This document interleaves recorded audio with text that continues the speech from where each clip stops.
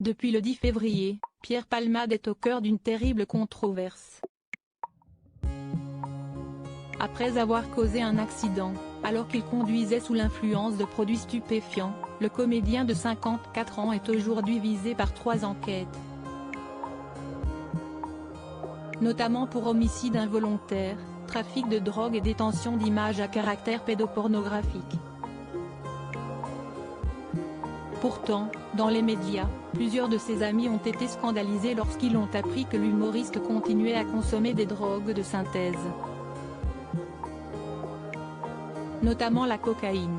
Une addiction difficile à gérer pour Pierre Palmade et concernant laquelle un de ses proches s'était penché dans les pages de Marianne, mercredi 1er mars. Il nous a tellement menti, a d'abord déploré l'ami de l'humoriste, blessé. Il s'est surtout menti à lui-même. 100 fois, Pierre a promis qu'il arrêtait la drogue. 100 fois, il est allé à la clinique Montsouris. 100 fois, il en est parti au bout de 2 jours. Un terrible constat partagé par cette source qui, au fur et à mesure des années, a dû observer, impuissant, la longue descente aux enfers de son ami qui avait beaucoup de mal à ne plus consommer de substances illicites. Supérieur à Pierre Palmade, Muriel Robin, Michel Larocque, Véronique Sanson. Les femmes de sa vie. Pierre Palmade cache sur ses nombreuses addictions. Mercredi 1er mars, Le Parisien avait dévoilé de nouvelles informations concernant les nombreuses addictions de Pierre Palmade.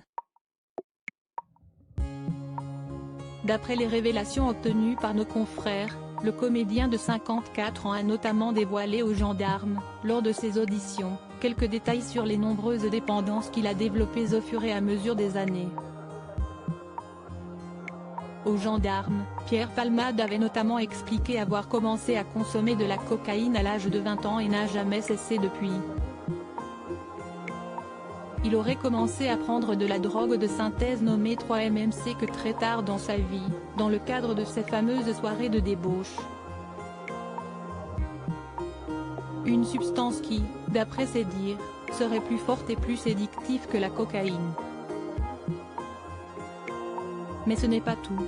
De son propre aveu, l'humoriste serait également addict au sexe, à l'alcool, aux antidépresseurs ainsi qu'aux produits codéinés.